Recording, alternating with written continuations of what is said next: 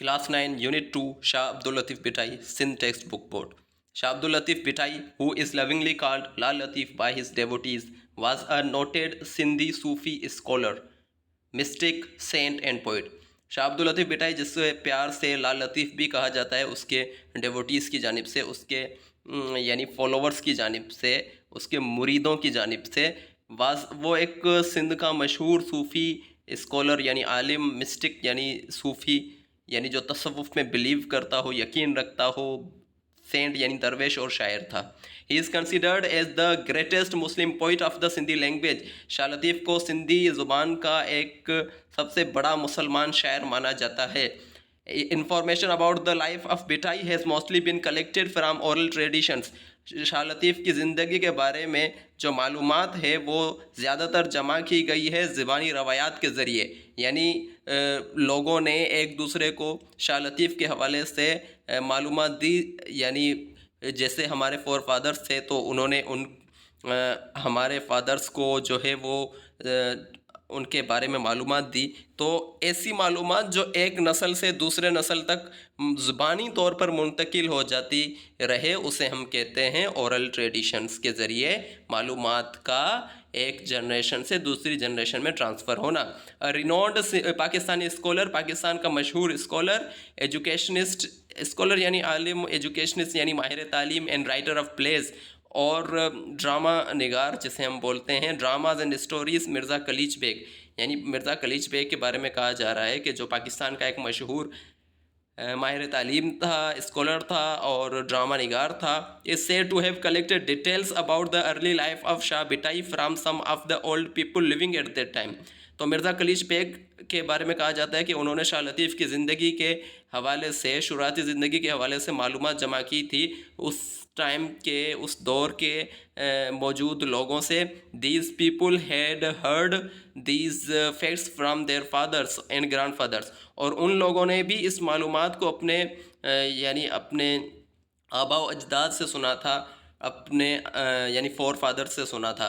Some of whom had seen Shah Latif in person and had even spoken to him. उनमें से तो काफ़ी सारे ऐसे भी थे जो शाह लतीफ़ से ज़ाती तौर पर मिले भी थे और उन्होंने शाह लतीफ़ के साथ यानी गुफ्तगू की थी, उनके साथ बातचीत की थी। As a Sufi saint, Latif Urs is held at his shrine every year. क्योंकि शाह लतीफ़ एक सूफ़ी शायर थे तो उनका जो उर्स है वो उनके मज़ार पर हर साल 14 सफ़र को मनाया जाता है, the second month of the Muslim calendar. और सफ़र जो है वो मुसलमानों का जो इस्लामी कैलेंडर है यानी हिजरी कैलेंडर है उसका दूसरा महीना है। Thousands of people gather and listen to the saint song sung on the tamburo. हज़ारों लोग जो है वो जमा होते हैं और शाह लतीफ़ के यानी इस दरवेश के गानों को जो है वो कलाम को सुनते हैं, जिसको तंबूरो नामी एक इंस्ट्रूमेंट है, एक इक्विपमेंट है, एक म्यूज़िकल इंस्ट्रूमेंट है, उस पर वो कलाम गाए जाते हैं। Many learned men read papers that tell about Latif's life and his poetry. बहुत सारे यानी आलिम जो हैं यानी पढ़े लिखे लोग जो है वो यानी स्कॉलर्स जो है वो शाह लतीफ़ की ज़िंदगी पर मकाले पढ़ते हैं यानी पेपर्स पढ़ते हैं और उसकी शायरी भी पढ़ते हैं। Some of the key aspects shared by different scholars about Lal Latif are given below.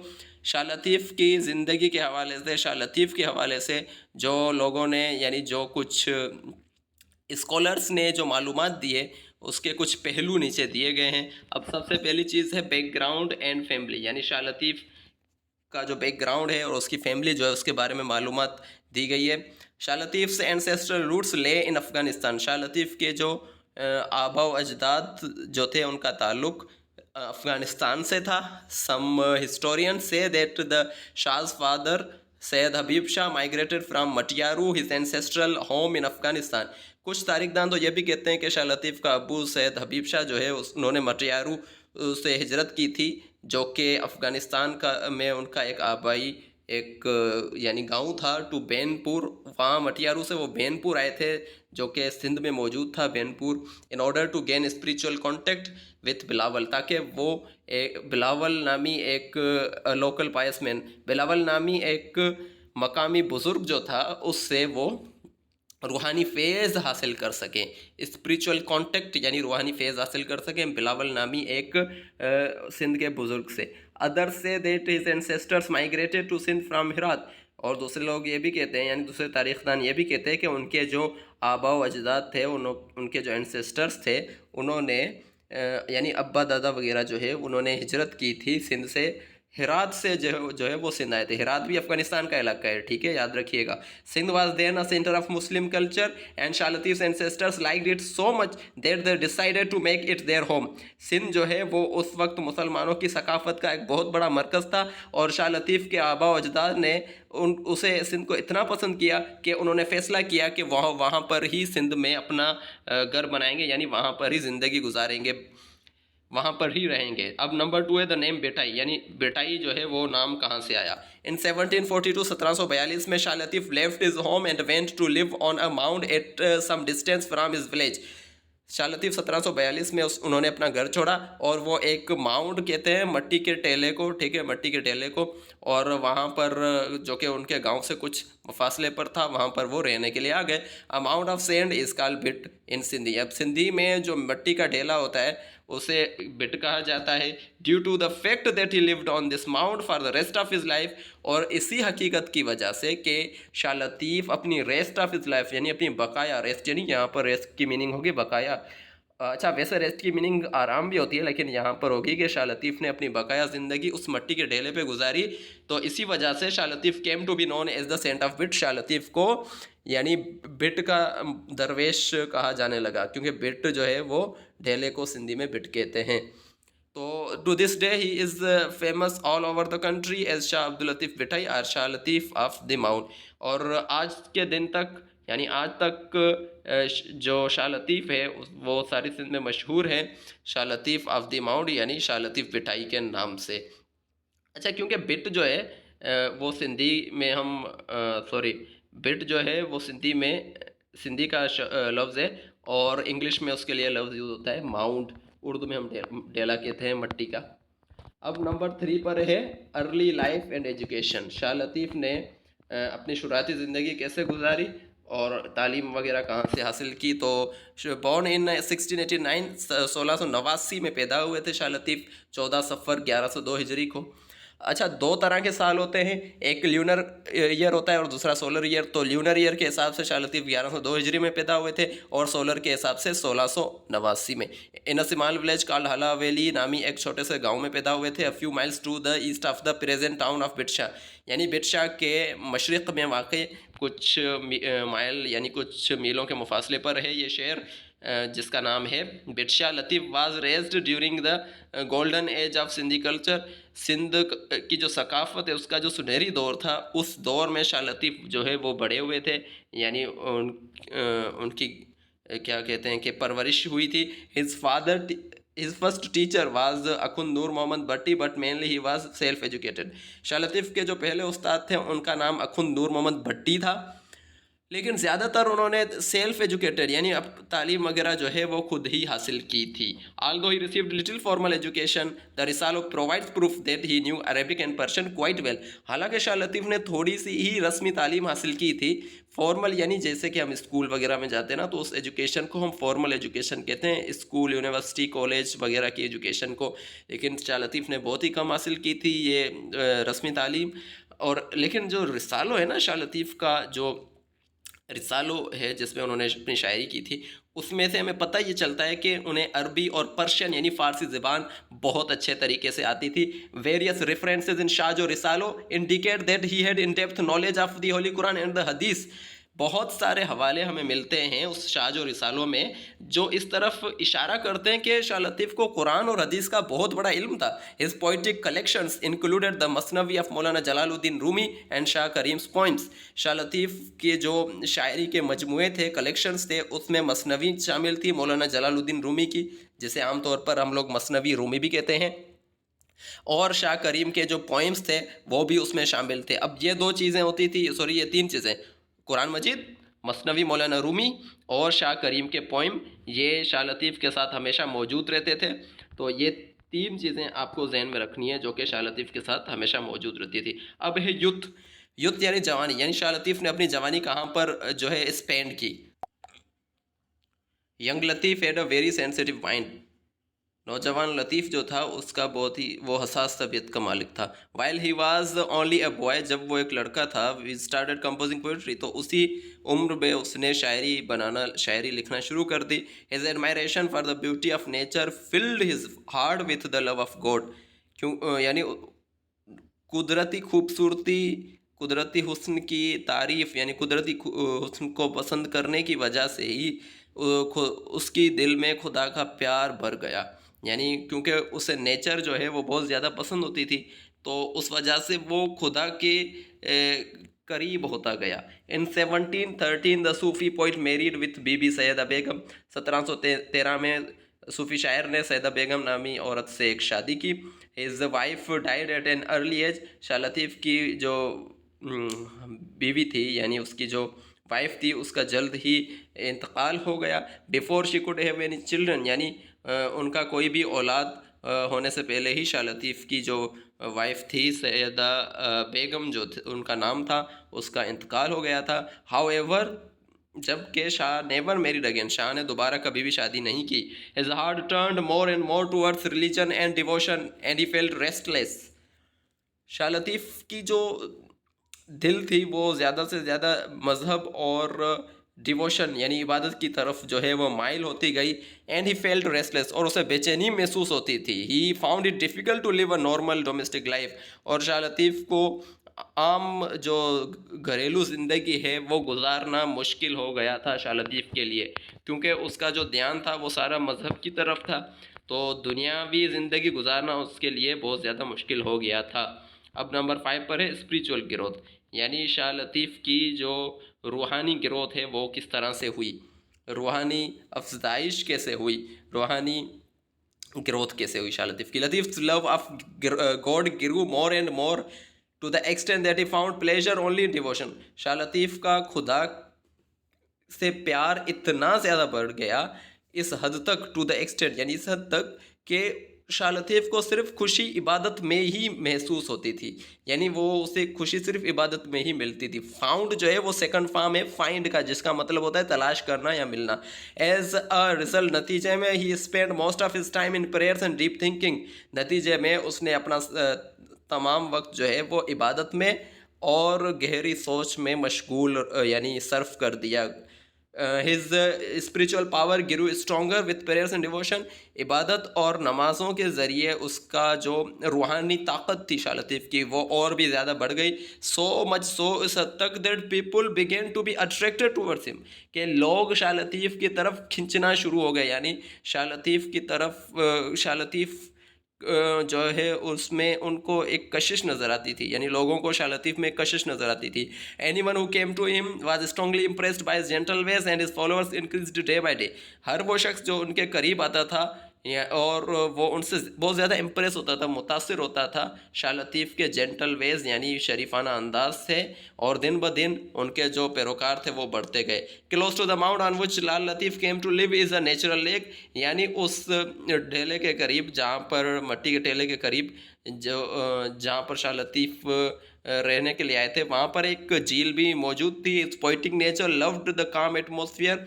Shah Latif की जो शायराना फितरत थी उसमें उन्हें बहुत ज़्यादा पुरसुकून माहौल पसंद था, यानी शाह लतीफ़ जो है ना वो ऐसे माहौल को पसंद करते थे जहाँ पर खामोशी हो, सुकून हो, कामनेस हो।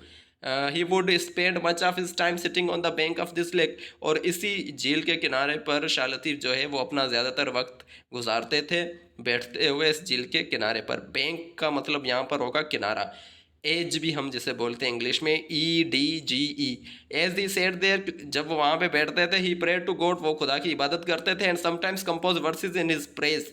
अच्छा, और कभी कभी जो है वो शाह लतीफ़ खुदा की तारीफ़ में जो है वो वर्सेस भी बनाते थे, यानी शायरी भी करते थे। अच्छा, यहाँ पर आप देख सकते हैं हिज जो है वो उसका एच बड़ा आया हुआ है, हालांकि इंग्लिश में जब भी हम हिज या कोई भी ऐसा वर्ड जो सेंटेंस के बीच में यूज़ करते हैं, अगर वो प्रॉपर नाउन ना हो तो हम उसका पहला लेटर सिमाल लिखते हैं, लेकिन यहाँ पर इसका पहला लेटर यानी एच कैपिटल में आया है। उसका मेन रीज़न मैं यहाँ पे बता देता हूँ आपको, बाकी डिटेल ग्रामर के क्लासेस में मैं बताऊँगा। उसका मेन रीज़न ये है कि ये जो हिज है ये इसका पहला लेटर कैपिटल इसलिए क्योंकि ये गॉड के लिए इस्तेमाल हुआ है। यहाँ पे आप देख सकते हैं ना, he prayed to God and sometimes composed verses in his praise. तो ये हिज जो है वो गॉड के लिए इस्तेमाल हुआ, इसलिए इसका पहला लेटर कैपिटल होगा। नंबर 6, डेथ एंड रिमेम्बरेंस, यानी शाह लतीफ़ का इंतकाल कब हुआ और आज हम उनको किस तरह से याद करते हैं। रिमेम्बरेंस यानी याद रखना, याद, ठीक है। लाल लतीफ़ डाइड इन 1752, 1752 में उनका इंतकाल हुआ on the mount where he had lived, जिस टेले पर वो रहते थे उस टेले के करीब उनका वहाँ पर उनका जो है वो इंतकाल हुआ था 1752 में। He was buried on the same mount, उसी सेम डेले पर, उसी सेम जो है वो मट्टी के ढेले पर उनका जो है वो उन्हें दफन किया गया, बेरी किया गया। It is said that one day he order the musicians to play music, ऐसे कहा जाता है कि एक दिन उन्होंने मौसीकारों को कहा कि भाई आप मौसीकी बजाएं। They played continuously for 3 days, और वो 3 दिन तक मौसीकी बजाते रहे। व्हेन दे स्टॉप्ड प्लेइंग, जब उन्होंने रुकना जो है मौसीकी बजाना बंद की, they found the poet dead, उन्होंने पाया कि शायर का इंतकाल हो चुका है, यानी शाह लतीफ़ का इंतकाल हो चुका है। A famous king of Sindh Ghulam Shah Kalhoro was so devoted to him that he built a grand mausoleum over his grave. Sindh का जो मशहूर बादशाह था गुलाम शाह कलोड़ो, वो शाह लतीफ़ से इतनी अक़ीदत रखता था, इतनी उससे मोहब्बत करता था कि जब शाह लतीफ़ का इंतकाल हुआ तो शाह लतीफ़ की ग्रेव यानी मज़ार के ऊपर उन्होंने एक मासोलियम बना लिया। मासोलियम बोलते हैं यानी मज़ार को, यानी कब्र के ऊपर जो मकबरा बनाते हैं ना उसे मासोलियम कहते हैं। जैसे यहाँ पर इस फ़ोटो में आप देख सकते हैं। अब कब्र तो इसके अंदर होती है ना, ये सारी जो बिल्डिंग है इसे मासोलियम कहा जाएगा। अच्छा, यहाँ पर अब चलते हैं the lovely white dome of the shrine. अब इस मज़ार का जो सफ़ेद गुंबज जो है ना, डोम कहते हैं गुंबज को, represents the purity and dignity of Latif, वो इस चीज़ की निशानदेही करती है शाह लतीफ़ की पाकाई को और शाह लतीफ़ की अज़मत की निशानदेही करती है। His devotees collected is poetry and this collection is called the Risalo of Shah Abdul Latif. Shah Latif के जो डेवोटीज़ थे, उनके जो मुरीद थे, जो अकीदतमंद थे, उन्होंने शाह लतीफ़ की शायरी को जमा किया और इस कलेक्शन को आज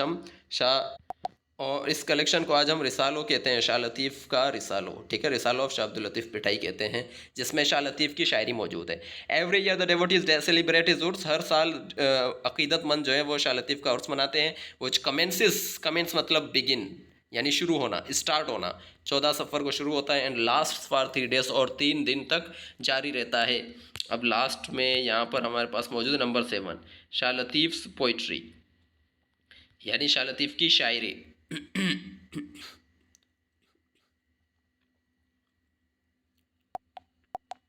Shah Latif was sensitive gentle and kind soul. Shah Latif जो है वो हसास, शरीफ और मेहरबान किस्म के इंसान थे। He was a Sufi in the true sense of the word, यानी शाह लतीफ़ सही मानों में सूफ़ी थे। The word Latif literally means fine, delicate, tender, elegant and light. लफ्ज़ लतीफ़ की माना है फ़ाइन यानी उम्दा, डेलिकेट यानी शानदार, टेंडर यानी नाजुक यानी सॉफ्ट, मुलायम, चंचल जैसे कहते हैं हम, एलिगेंट यानी नफीस, शानदार, उम्दा, और लाइट यानी हल्का। यानी ये लफ्ज़ लतीफ़ की माना है सिंधी के अंदर या उर्दू के अंदर। This meaning is truly reflected in both his poetry and his personality. अच्छा, ये मीनिंग जो है वो शाह लतीफ़ की शायरी और शाह लतीफ़ की शख्सियत में बिल्कुल आपको इस चीज़ का अक्स मिलेगा, निशानदही करती है शाह लतीफ़ की शायरी और उसकी शख्सियत। Moreover he was a poet of the people, so he wrote in the language of the common man. क्योंकि शाह लतीफ़ जो था वो अवामी शायर था, यानी लोगों का शायर था, यानी आम लोगों का शायर था, तो उन्होंने उसी ज़ुबान में शायरी की जो कि आम लोगों को समझ में आती हो। In his poems he writes mainly about Sindh and its neighbouring regions. Shah Latif अपनी शायरी में ज़्यादातर सिंध के बारे में और उसके जो पड़ोसी इलाके हैं, रीजन्स है, नेबरिंग रीजन से पड़ोसी रीजन है, उनके बारे में ही शायरी करते हैं। However he also mentions distant cities, लेकिन उसके अलावा उन्होंने दूर दराज के शहरों का भी जिक्र किया हुआ है, सच एज इस्तंबुल, जैसे कि इस्तंबुल और समरकंद है। एंड आल्सो टॉक्स, अच्छा यहाँ पे इस्तंबुल जो है वो टर्की में है और समरकंद जो है वो उज़्बेकिस्तान में है, जहाँ पर बुखारा भी है, जहाँ पर इमाम बुखारी का मज़ार भी है। हमारे इमामों में से एक इमाम जिन्होंने हदीस की किताब लिखी थी, सही बुखारी। अच्छा, and also talks about Sindhi sellers, और सिंध के मल्लाहों के बारे में जो मछली पकड़ते हैं सुरसामुडी में, उन्होंने उनका भी जिक्र किया हुआ है। देयर नेविगेशन, नेविगेशन कहते हैं जहाज़ चलाने, यानी समुद्री जहाज़ शिप चलाने की स्किल को, उसकी टेक्निक को भी बताया है कि किस तरीके से जो मछली पकड़ने वाले मल्लाह होते हैं वो समुद्री जहाज़ चलाते हैं। Their voyages as far as the Malabar coast, voyage कहते हैं समुद्री सफ़र को, यानी उन मछुआरों के जो समुद्री सफ़र है जो दूर दराज के इलाकों, जैसे कि मालाबार कोस्ट, मालाबार एक जो है वो साहली इलाका है इंडिया का। अच्छा, श्रीलंका का जिक्र किया उन्होंने, और आइलैंड ऑफ जावा, जावा तो एक बहुत ही मशहूर जो है वो आइलैंड है, और ये इंडोनेशिया का आइलैंड यानी जजीरा है जिसके चारों तरफ पानी होता है, उसे इंग्लिश में आइलैंड और उर्दू में जजीरा कहते हैं। Here is the translation of one such verse. अच्छा, शाह लतीफ़ की ऐसी ही शेर में से एक शेर ये भी है, clouds return and once again it rains, यानी बादल आ गए और एक मरतबा फिर से बारिश हो रही है। Lightning flashes from all side, चारों तरफ से जो है वो बिजली चमक रही है। अच्छा, ये जो लफ्ज़ लाइटनिंग है, इसमें NING आता है एंड में, इसका इस लाइटनिंग का मतलब होता है बिजली, ठीक है। दूसरा लाइटनिंग भी है, वो मैं वोकेबलरी की क्लास में आपको समझाऊंगा डिफरेंस क्या है उनमें। अच्छा, and with it some go to Istanbul, और कुछ जो है वो इस्तंबुल की तरफ जा रहे हैं, यानी बादल की बात की जा रही है। And others turn to west, और दूसरे जो है वो वेस्ट यानी मगरिब की तरफ जा रहे हैं। सम शाइन ब्राइट ओवर चाइना, कुछ चाइना के ऊपर जो है वो यानी बिजली चमक रही है। Others take care of Samarkand, और दूसरे समरकंद की, और समरकंद की जानिब जो कि उज़्बेकिस्तान में है। सम वांडर टू रोम, कुछ रोम की तरफ, अच्छा वांडर यानी भटकना, कुछ रोम की तरफ भटक रही है। टू काबुल एंड कंदार, काबुल और कंदार जो है अफगानिस्तान में है। Some lie on Delhi Deccan thundering over, अच्छा कुछ जो है वो दिल्ली और दक्कन में, दिल्ली यानी न्यू दिल्ली और दक्कन यानी हैदराबाद दक्कन जो कि इंडिया में है। थंडरिंग ओवर यानी, और उसके अलावा क्या हो रहा है, यानी वो गरज भी हो रहा है बिजली के साथ। थंडर यानी गरजना, ठीक है। माय बिलव्ड अल्लाह, ओ मेरे अल्लाह, मेरे प्यारे अल्लाह। May you always make Sindh, काश यानी सिंध जो है वो क्या रहे, लैंड ऑफ अबंडेंस, सिंध जो है वो खुशहाल रहे, लैंड ऑफ अबंडेंस रहे, यानी जहाँ हर चीज़ की ज़्यादती हो, कमी किसी चीज़ की ना हो। माय बिलव्ड अल्लाह, मेरे प्यारे अल्लाह। May you make prosperous the whole universe, आप यानी ए अल्लाह सारी जो दुनिया है, सारी कायनात जो है उसको खुशहाल बना दे, प्रॉस्पेरस बना दे। शाह अब्दुल लतीफ़ बिटाई का सुर सारंग है, शाह जो रिसालों का सुर सारंग है, वहाँ से ये पोइट्री ये जो वर्सेस हैं ली गई हैं। अब लास्ट पैराग्राफ है, his collected poems have been compiled in Shah Jo Risalo, Shah Latif की जो जमा की गई पोएम्स हैं वो, सॉरी, शाह लतीफ़ की जो पोएम्स है वो कंपाइल की गई है, यानी उनको तरतीब देकर लिखा गया है, कलेक्ट करके जमा करके तरतीब दे के लिखा गया शाह जो रिसालों में। Which has been translated into English, Urdu and other languages, और उसको इंग्लिश, उर्दू और दूसरी ज़ुबानों में भी ट्रांसलेट किया गया है। Spiritual and mystic poetry carries a message of love, Shah Latif की रूहानी और तसव्वुफ़ से भरी हुई शायरी जो है वो, सूफियाना शायरी जो है वो प्यार का पैगाम जो है वो लेकर चलती है। Which makes it universal and acceptable to the entire human race, और इसी वजह से ये जो शाह लतीफ़ की शायरी है वो कायनाती भी है और सारी दुनिया में काबिल कबूल भी है, क्योंकि प्यार का पैगाम लेकर चलती है। इस वजह से सारी ह्यूमन रेस जो है, नस्ल इंसानी है, रेस यानी रेस का मतलब यहाँ पर होता है नस्ल, ठीक है। सारी इंसानी नस्ल जो है वो उसको कबूल करती है, शाह लतीफ़ की शायरी को अच्छा मानती है। Shah Abdul Latif Bhitai is and always will be remembered for his great poetry with love and reverence. Shah Latif जो है वो आज भी माना जाता है और आइंदा भी माना जाएगा और याद रखा जाएगा इज़्ज़त के साथ, उसकी शायरी के, उसकी अजीम शायरी के वजह से। अच्छा, यहाँ पर लफ्ज़ रेवरेंस यूज़ हुआ है, रेवरेंस का मतलब होता है इज़्ज़त। तो शाह लतीफ़ यानी आज भी लोगों को याद है और मुस्तकबिल में भी याद रखा जाएगा उसकी शायरी की वजह से।